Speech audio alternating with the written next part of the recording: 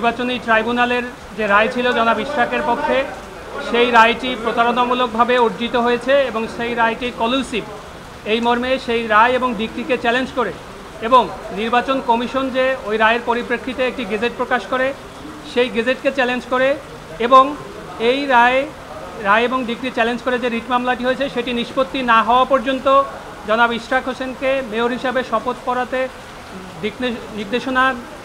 নির্দেশনা চেয়ে শপথ না পড়াতে নির্দেশনা চেয়ে একটি রিট মামলা দায়ের করেন এবং সেটি শুনানি অন্তে গত 22শে মে মহামান্য হাইকোর্ট ডিভিশন সেটি সামারিলি রিজেক্ট করেন শুধুমাত্র লুকাস স্ট্যান্ডি পয়েন্টে।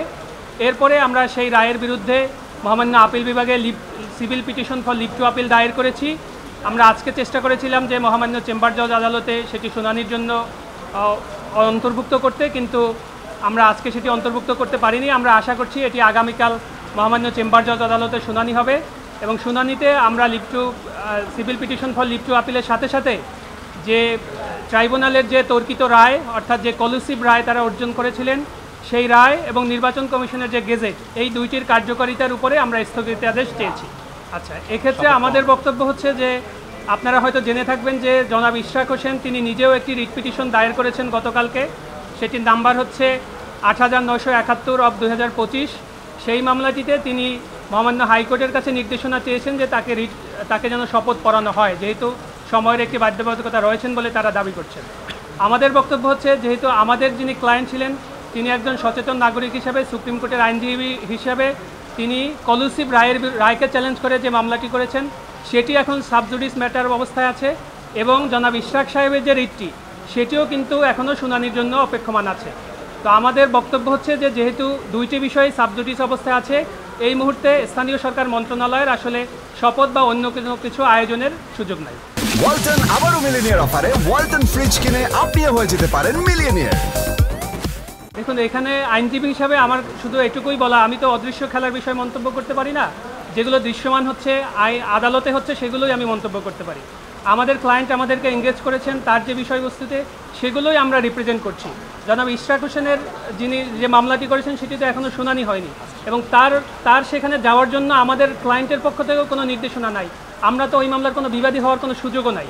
সেজন্য আমাদের বক্তব্য হচ্ছে যে শুধুমাত্র আমাদের ক্লায়েন্ট যে জিনিসটি চ্যালেঞ্জ করেছেন অর্থাৎ ট্রাইব্যুনালের রায় এবং ডিক্রি এবং জনাব নির্বাচন কমিশন যে গেজেট নোটিফিকেশনটি পাবলিশ করেছে সেটির প্রতি শুধু এইটুকুতেই আমরা আমাদের মন্তব্য সীমাবদ্ধ রাখতে পারি। আমাদের বক্তব্য হচ্ছে আমরা তো মহামান্য আপিল বিভাগে কিন্তু আমাদের যে রায়টি ছিল, রায় এবং নির্বাচন কমিশনের গেজেট, এই দুইটাকেই আমরা চ্যালেঞ্জ করেছি। অর্থাৎ এই বিষয়টি সাবজুডিস ম্যাটার হয়ে গেছে। যদিও মহামান্য হাইকোর্ট ডিভিশন শুধুমাত্র লুকাস স্ট্যান্ডি পয়েন্টে কিন্তু এই মামলাটি খারিজ করেছেন। আমরা যদি আপিল বিভাগে লুকাস স্ট্যান্ডি পয়েন্টে মহামান্য আপিল বিভাগকে স্যাটিসফাই করতে পারি তাহলে কিন্তু সেখান থেকে ভিন্নতর আদেশ আমরা আশা করতে পারি। তো এখানে যে 30 দিনের যে বাধ্যবাধকতার কথা বলা হচ্ছে, যেহেতু যে রায় অনুযায়ী এই গেজেটটি নোটিফিকেশন পাবলিশ হয়েছে সেই রায়টাই যেহেতু আন্ডার চ্যালেঞ্জ রয়েছে এর আগে থেকেই, সেহেতু এই বিষয়টা একটি সাবজুডিস ম্যাটার। অর্থাৎ সাবজুডিস ম্যাটারে আপনারা খুবই ভালো জানেন যে এই বিষয়টিতে নিষ্পত্তি না হওয়া পর্যন্ত পরবর্তী আইনি সুরাহা হওয়ার আসলে সুযোগ নেই। ব্যবহার করার চেষ্টা করব, আমাদের কোনো কিছুর উপরেই ক্ষোভ নেই। আমরা রায়ে যে রায়টাকে আমরা চ্যালেঞ্জ করেছি সেখানে আমরা স্পষ্ট করে বলেছি যে এই রায়টি ফ্রডুলেন্টলি অবটেইন করা হয়েছে। সেই রায়টি কলুসিভ ছিল, সেখানে অনেক প্রতারণার আশ্রয় নেওয়া হয়েছে, সেখানে এমনকি জালিয়াতিরও আশ্রয় নেওয়া হয়েছে। অর্থাৎ এবং যে নির্বাচনী ট্রাইব্যুনাল ছিলেন সেই ট্রাইব্যুনাল তার জুরিসডিকশনের বাইরে গিয়ে তিনি রায়টি প্রকাশ করেছেন। সেজন্যই একজন সচেতন নাগরিক হিসাবে আমাদের ক্লায়েন্ট সেই রায়টিকে চ্যালেঞ্জ করেছেন। যেহেতু সেই একটি কলুসিভ রায়ের উপর ভিত্তি করে নির্বাচন কমিশন গেজেট প্রকাশ করেছে, সেই গেজেটটিকেও আমরা আমাদের চ্যালেঞ্জের আওতায় এনেছি। এখানে আমাদের কোনো কিছুর উপরেই কোনো ক্ষোভ বা কোনো কিছুর বিরাগ হওয়ার কোনো সুযোগ নাই। একজন আইনজীবী হিসেবে আমাদের যে দায়িত্ব সেই দায়িত্বই আমরা পালন করছি। মহামান্য হাইকোর্ট বিভাগ কিন্তু বলেছেন যে যিনি এই রিটটি দায়ের করেছিলেন তার এই মামলাটি দায়ের করার সুযোগ নাই।